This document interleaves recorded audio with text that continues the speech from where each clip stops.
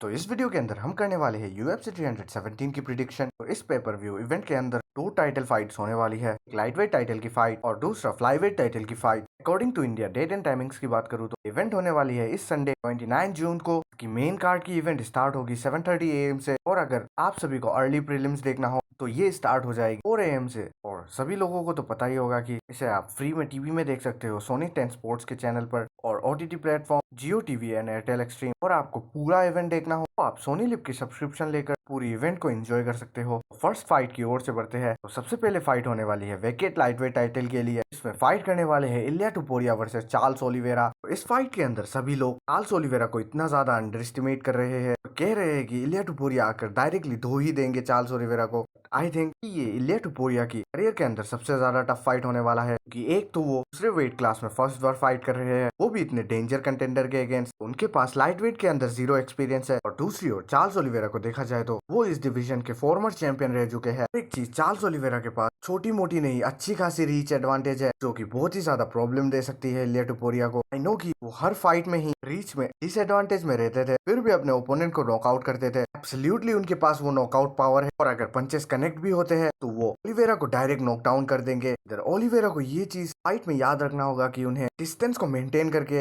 जैब और किक्स को लैंड करते रहना है। इलिया को डिस्टेंस को क्लोज नहीं करने देना है, उन्हें प्रेशर नहीं करने देना है, और सर्कल अराउंड करके मिडिल ऑफ द ऑक्टागन में फाइट करना है, ना कि केज की ओर पुश होना है। और अगर बाई चांस वो केज की ओर पुश होते हैं तो इलिया टुपुरिया की सबसे ज्यादा फेवरेट प्लेस है वो, उधर वो इजीली नॉकआउट कर देंगे। इसीलिए ब्राउल तो बिल्कुल अवॉइड ही करना है चार्ल्स ओलिवेरा को। दूसरी ओर रेसलिंग की बात रही कि चार्ल्स ओलिवेरा एक सुप्रीम रेसलर नहीं है, बट उनकी जुजुत्सु स्किल टॉप नॉच है, और आज तक इलिया टुपुरिया ने राउंड में किसी ऐसे स्किलफुल फाइटर को फेस नहीं किया है। इतना आसान भी नहीं रहने वाला चार्ल्स ओलिवेरा के लिए इलिया टुपुरिया को कंट्रोल और टेक डाउन करना। इलिया टुपुरिया की ग्रेको रोमन रेसलिंग वो भी इलीट है।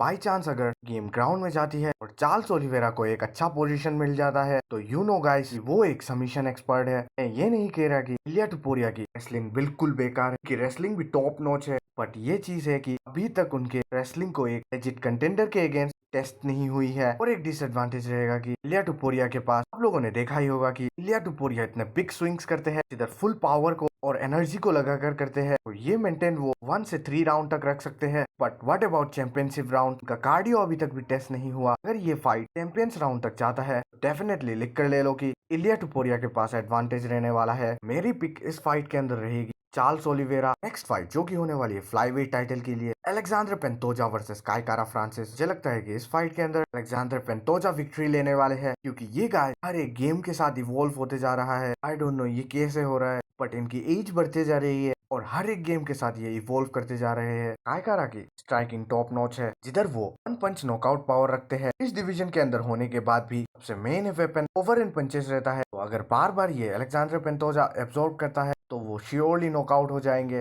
एक चीज है कि अलेक्जेंडर पेंटोजा की चिन बहुत ही ज्यादा टफ है अभी तक भी, तो उन्हें नॉकआउट करना बिल्कुल भी इजी नहीं रहने वाला। और गेम ग्राउंड में जाती है, डाउन डिफेंस तो अच्छा है काय कारा फ्रांसिस का, बट अलेक्जेंडर पेंटोजा की स्किल ग्राउंड में नेक्स्ट लेवल है। उनकी बीजेजे ग्रेट है, बस उन्हें स्ट्राइकिंग के अंदर ये ध्यान रखना होगा कि अभी वो डिस्टेंस को क्लोज करके पंच को फेंकते हैं, उन्हें काउंटर शॉट्स में डिफेंस करना होगा। लेकिन अगर उधर क्लीन कैच हो जाते हैं तो उन्हें बहुत दिक्कत आने वाली है। और अगर काय कारा फ्रांसिस अलेक्जेंडर पेंटोजा के प्रेशर को स्टॉप कर देते हैं तो वो विक्ट्री निकाल सकते हैं। नेक्स्ट फाइट जो होने वाली है फ्लाईवेट बाउट के अंदर, जोशुआ वैन वर्सेस ब्रैंडन रॉयवाल। इस फाइट के अंदर मैं पिक करने वाला हूँ ब्रैंडन रॉयवाल को, कि एक तो जोशुआ वैन इतने शॉर्ट नोटिस के अंदर ये फाइट को ले रहे हैं, वो भी ऐसे कंटेंडर्स है जो कि सालों से टॉप में बैठे हुए हैं। इस फाइट के अंदर सबसे बड़ी एडवांटेज ब्रैंडन रॉयवाल की उनकी रीच रहने वाली है। आई थिंक कि चार्ल्स जॉनसन की फाइट में जोशुआ वैन को बहुत ही ज्यादा दिक्कत आई थी, और same to same height Brandon Royval की भी है। ब्रैंडन रॉयवाल भी अपने डिस्टेंस को मेंटेन करके स्ट्राइकिंग करते हैं, सबसे ज्यादा दिक्कत डिस्टेंस क्लोज करने में आएगी आई थिंक, क्योंकि ब्रैंडन रॉयवाल अपने किक से उन्हें दूर रखेगा। और ब्रैंडन रॉयवाल की 2 वेपन जो कि बहुत ही ज्यादा डेंजर होती है, एक तो स्पिनिंग एल्बो और दूसरी उनकी नी।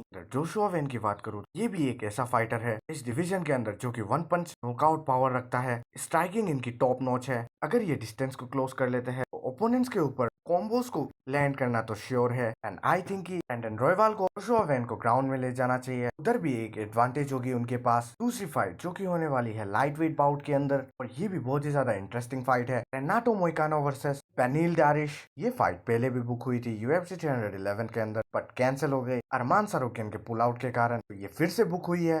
आई थिंक कि इस फाइट के अंदर रेनाटो मोइकानो विन करेगा। अगर ये फाइट बेनिल डैरिश की चार्ल्स ओलिवेरा के फाइट के पहले होती तो मैं बेनिल डैरिश को चूज करता, बट अभी के टाइम पर दोनों नॉकआउट लॉस से आ रहे हैं, उनके पास वो हंगर बची ही नहीं है और उनकी चिन भी बिल्कुल जा चुकी है। और दूसरी ओर रेनाटो मोइकानो जो कि एक हंगरी कंटेंडर है, इधर रेनाटो मोइकानो की भी चिन इतने खास नहीं है, बट आई थिंक उनकी स्ट्राइकिंग बेनिल डैरिश से अच्छी है। इधर वो प्रेशर करते हैं अपने ओपोनेंट को स्ट्राइकिंग प्लस टेक डाउन को लेन करके। आई थिंक इस गेम के अंदर बहुत ज्यादा ग्रैपलिंग एक्सचेंजेस होने वाले हैं। इधर बेनिल डैरिश के पास एक प्लस पॉइंट रहेगा ग्राउंड में, अगर टॉप पोजीशन किसी को भी मिल जाता है तो वो दोनों के लिए ही खतरनाक है। इधर रेनाटो मोइकानो को अगर टॉप पोजीशन मिलता है तो उनके ग्राउंड एंड पाउंड पंचेस बहुत ही ज्यादा एक्सट्रीम डेंजर है। एंड आई थिंक कि ये UFC में बेनिल डैरिश की लास्ट फाइट होने वाली है। एंड लास्ट फाइट जो कि होने वाली है बैंटमवेट बाउट के अंदर, पैटन टेल्बट वर्सेस फिलिपे लिमा। तो आई थिंक इस फाइट के अंदर फिलिपे लिमा विन करेगा। ये सबसे ज्यादा क्वेश्चनेबल रहता है कि पैटन टेल्बट की ग्राउंड गेम इम्प्रूव हुई है कि नहीं। उनकी पिछले वाली फाइट हारने से पहले भी उनकी ग्राउंड गेम गंदी थी और लास्ट फाइट में भी सेम था। ग्राउंड में जाते हैं तो बिल्कुल लाचार ही हो जाते हैं और टेक डाउन डिफेंस भी बिल्कुल गंदा। अगर ये चीज सेम रहता है इस फाइट के अंदर भी तो फिलिपे लिमा उसे उठाकर पटकने वाले हैं। उनकी रेसलिंग एलीट है, जैसे ही स्ट्राइकिंग के अंदर दिक्कत आएगी Felipe Lima directly take down shoot करेंगे। अगर इनका आंसर होता है पैटन टेल्बट के पास तो ये ठीक है, बट अगर नहीं तो ये फाइट भी वो हारने वाले हैं। स्ट्राइकिंग में ऑब्वियसली पैटन टेल्बट आगे रहने वाले हैं। इसका मतलब ये नहीं है कि फिलिपे लिमा की स्ट्राइकिंग बिल्कुल गंदी है, उनकी स्ट्राइकिंग भी ग्रेट है। एंड यही तक था मेरा प्रिडिक्शन। तो आप सबको क्या लगता है कमेंट में जरूर बताना। वीडियो कैसा लगा ये भी बताना।